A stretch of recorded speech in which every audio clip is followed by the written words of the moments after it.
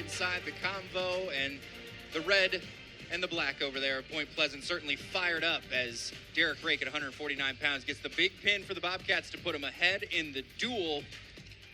Way to show out in front of the home crowd there. Yeah, head coach John Bonecutter of the Point Pleasant Big Blacks there brings his team up to the convo and has a duel here against Athens High School prior to the duel against OU and Cleveland State. And I had a feeling that there was going to be just a little bit extra incentive having some of his high school teammates and Gunnar Andrick and Josh Woyan in the crowd for Derek Rake to go big, and big did he. I mean, he went full back arch, head off the mat, and sent Sailor into orbit, we could say, Isaiah. As we move to 157 pounds, it's going to be Douglas Terry, the redshirt junior out of Granville, not too far from Athens here, for the Vikings. And in on the single leg, the do-everything man for the Bobcats, Logan Cravatas, up at 157 to give Peyton Keller a break tonight. Good job by Terry to dive through, but good fight back in by Cravatas. They're hanging out on the edge of the mat. Yeah, Douglas Terry does out of bounds. Nice job there trying to jump over the hips but go out of bounds. Would have been a familiar opponent for Peyton Keller, as they were opponents in the high school state finals their senior year in high school, with Peyton Keller obviously getting that state title over Terry. So not unfamiliar with, I'm guessing, probably Cravatas as well, both being D2 guys there at the same time. Rather they crossed paths and actually wrestled or not, I'm not sure, but I would almost say definitively they were in the high school state tournament in Division II at the same time. Cravatas, you could say, was probably down a weight class or two as he wrestles up today. Quickly back to that leg, but good disappearing act by Terry. He's around the backside. He's looking to put the 3 points of contact down, and that is 3. Terry did a really nice job there of Cravatas took a long shot, probably too far away. You saw Terry kind of just blocks over top of that tricep of Cravatas and really just chased corner. And when you really get a nice down block over that arm, makes it pretty easy to get that go behind. He did a great job of doing so. So now he's got a claw and kind of an ankle ride here, trying to start getting some riding time in his favor, which I would say is probably the best thing for him, as I really liked how Cravatas looked there on his feet that first 30 seconds. Cravatas did find his way to his feet, but not enough to actually get the escape. Terry 8-3 on the year. He's a 2-time Cleveland State Open champion, but they decided not to wrestle him there at the end of December and give him the chance to be a 3-timer. Yeah, probably a situation where maybe in the past, I know last year he was their starter. Maybe the year prior wasn't. Maybe last year, depending on how the first half of the season went for him, just load management. But this is a big match in the duel, Isaiah, as we kind of talked about. If Cleveland State wants to make a comeback and try to have a shot to beat the Bobcats, they're really going to need to start with this win here, because I think the Bobcats could see some more bonus points coming at 174, and a few matches where Cleveland State probably not favored, to say the least. As I say that, Terry's got a nice little Blair ride there, kind of pulls that arm out on the back of Cravatas. A ride here that I don't think you're going to see him get a turn or looking to turn, more so just trying to maybe ride the period out, put some riding time on the board, and they go out of bounds here. So he finished that kind of return there as well after they stepped out of bounds, trying to maybe put a little punishment on Cravatas. Yeah, that's those are the kind of positions and the timing and things that, you know, in college wrestling, you don't have to be nice. It's you don't have to be friends with guys out there. If they're going to go out of bounds, you might as well kind of finish the play as if you would. And if I have a guy off the mat, I'm going to make sure I mat return him in that instance as well. So don't blame Douglas Terry there, as back to a quad pod for Cravatas, and he rolls. Terry does a nice job following there and kind of keeps that claw ankle ride. Like I said, not a very threatening ride to Cravatas from a scoring standpoint, but, you know, just one of those grinding, tiresome rides. But Cravatas back to his feet, does a better job of cutting away, and has to drop his hips there. He turns in too quickly, and that is the case when you're going to get run off the mat, turning in too quickly. As again, Terry does just enough to keep him locked up to not give up the escape. Minute 38 of riding time, 14 seconds to go in period number 1. Cravatas would love to go ahead and get away, but a tight lock there from the jump by Terry. Really, really nice, tough first period from Douglas Terry. You know, I don't think we saw anything on his feet that made him look super flashy. We definitely didn't see anything from the top position that made him look very flashy or offensive or threatening. But I'll tell you what, that takes a lot of guts, Isaiah. That takes a lot of veteranism, if you would. That's experience from Douglas Terry, and he dug deep there to get a tiresome ride out in the first period. Now has 1 minute and 51 seconds of riding time.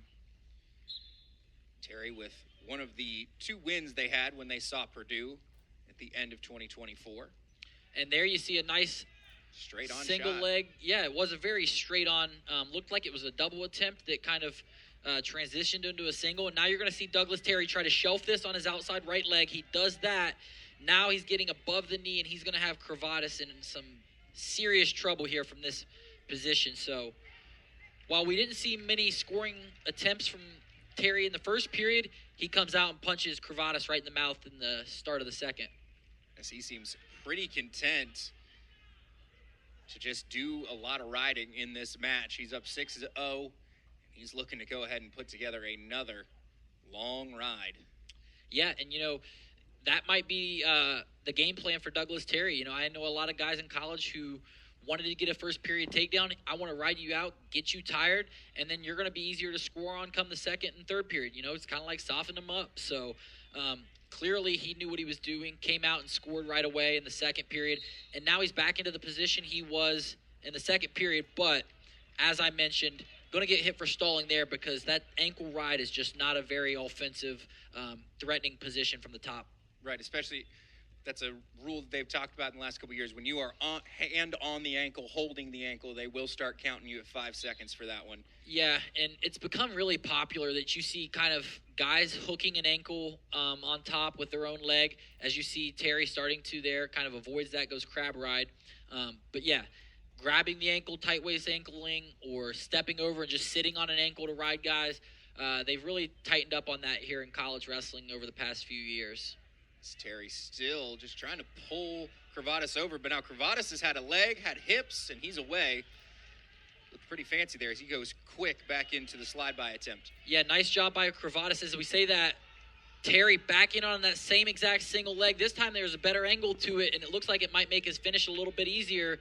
10 seconds left here. This is a really big position. Cravatas needs to keep wrestling. He didn't give anything up there. 5 seconds now. As that's 2 ankles, are they going to say it? No, he releases it, so he's going to hold on just enough. And there you go, Isaiah. And that's one that if you had that brick back from Cleveland State, you might think about throwing it. My thoughts exactly. I think Johnny DeJulius has to be kicking himself for throwing that on a lousy locking hands call there in that second match. As that one does give the opportunity to Cravatas to make a choice, and it looks like he is going to, Terry had choice. He's going down to go up 7-1, and with the riding time on the board at 2:50, might as well lock it up as 8-1. I'll tell you what, though, Isaiah, Cravatas not a guy that we've seen any quit in here in the convo or any other time he's stepped out for the Bobcats, so I don't expect this match is over. He is a guy that has a gas tank and a motor that's willing to go for 7 minutes and more. If he cuts here, Douglas Terry, early in this third period, I do look to see him kind of try to put a pace on Terry and get a takedown here and get himself back into the match. As Terry does pick up his escape with 2:28 on the clock still, 1:24 on the clock. I say riding time clock and then actual match time because he can nearly get this riding time locked up. In fact, I think he already does, if I do the math correctly. Yep, riding time locked up, so we're looking at 8-1, essentially. More importantly, I think it's important that Cravatas goes out and gets his own leg attack first. We've seen both times that Douglas Terry's taken an uncontested shot, that he's got it and scored pretty easily. I guess he didn't score there at the end of the second, but Douglas Terry been pretty efficient when he takes the leg attack. As I say that, Cravatas in on his own single leg, but gets smashed out in front, didn't get much of an angle on it, and now Terry in a pretty good position here to run to the clock. They're going to go stalemate. So, Cravatas got to the leg, just never had an angle. And I think you look at the Cleveland State bench here, now that kind of time in the match where Cleveland State goes, hey, we need you to go score. You've got the match kind of in what we could say a locked-up position. We need one takedown to get the major decision. And it'd be interesting as I say that, Terry hit for stalling, so it'll be a point Cravatas.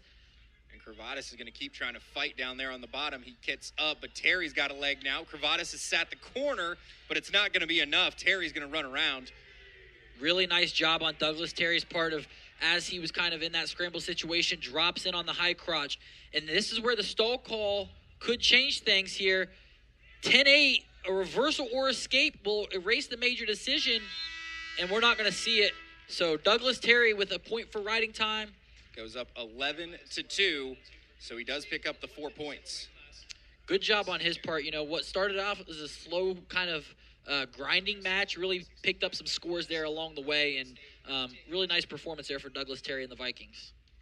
As the Vikings go up 10-9, and we move along to 165 pounds as we look quickly there at Terry just kind of finishing things up for the Vikings. Cravatas goes Granby, tries to get that reversal. Nearly has the head.